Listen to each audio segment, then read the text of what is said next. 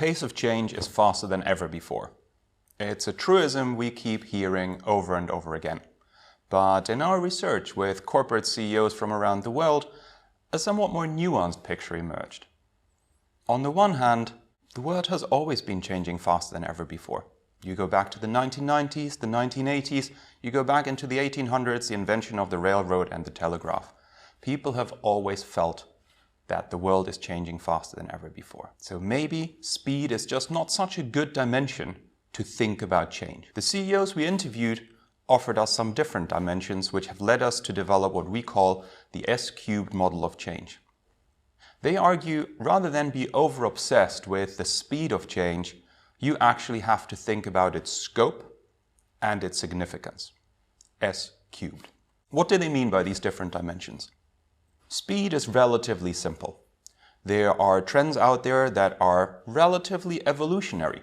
Slow burning, you can see them coming, you can adjust, you can pivot, you can brace for impact. And then there are some things that are truly revolutionary, that take you by surprise, that are very disruptive. Those are things that may be changing faster than ever before. The other thing you have to think about, the fact that the world is changing faster than ever before doesn't necessarily mean that your world is changing faster than ever before, or even that all parts of your world are changing at the same pace. At the University of Oxford, we know something about the pace of change compared to the rest of the world. Think about scope.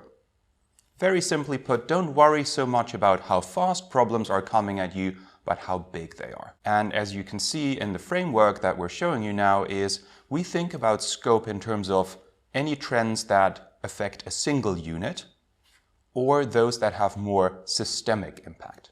The trends that you're working with, are they contained or are they systemic? Contained trends are comparatively easy to manage because there are no interrelationships between different moving parts. Systemic challenges are far more taxing because there are so many different moving parts that you don't just have to think about the trend that is evolving, but also the interrelationships between different parts in your organizations that are affected by this trend, sometimes differently. And finally, we think about significance. It's not just how fast is a trend approaching, how big is the challenge, but also how profound is its impact. Can you respond to this trend through a technical change, an operational tweak, a tactical adjustment, or do you have to fundamentally rebuild your organizations? Those are what we call foundational challenges. In these instances, it is your role as a leader to reassert the purpose of the organization, rebuild its culture, develop its purpose. So alongside these three dimensions, what opens up is a cube, a three-dimensional space in which you can start to map different challenges you're currently facing in the workplace. Now, which are the ones that you as a leader should pay most attention to? The answer is less simple than it may seem. A lot of the CEOs we spoke to say, well, obviously you want to maximize your leadership impact. So you want to face those issues that have a very large systemic impact, are very foundational to the continued existence of your organization, and are very disruptive. In the framework, that would be the far top right corner. And that is where CEOs try to spend the most of their time. The problem is that a lot of the time we get dragged down into the nitty-gritty, the everyday, the firefighting, the technical, contained, evolutionary stuff. We call it the busy trap. You actually do a lot of work, but you accomplish very little. So you should prioritize your work where it maximizes your leadership impact, but that does not mean that you should spend all your time in the executive suite, the equivalent of the top far right corner in our framework.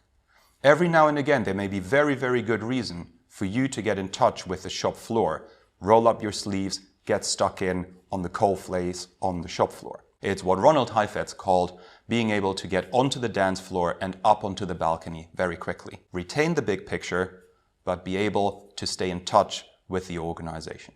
Now I invite you to take a look at your diary. Look at the appointments you've had in the past 2 weeks or whatever is scheduled for the next 2 weeks. How do they map into this three-dimensional space?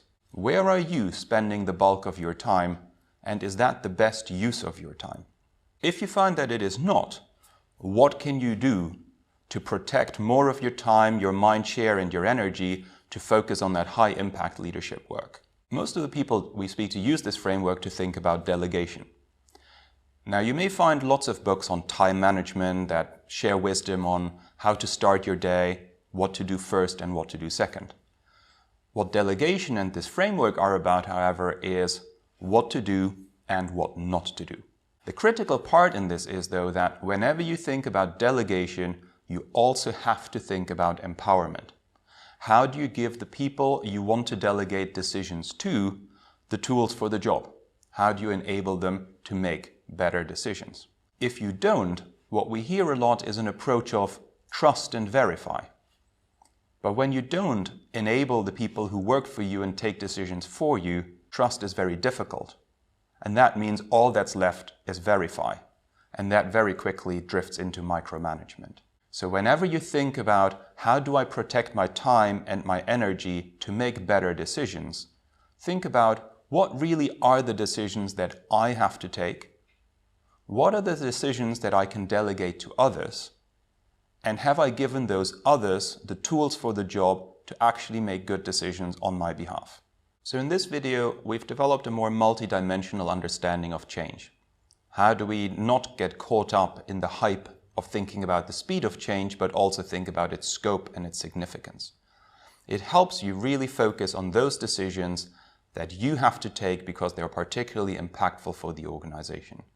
By delegating other decisions, you actually free up a lot more time and a lot more mind space to think about the really big decisions you have to make, and especially those where you have a few doubts about the decision to make.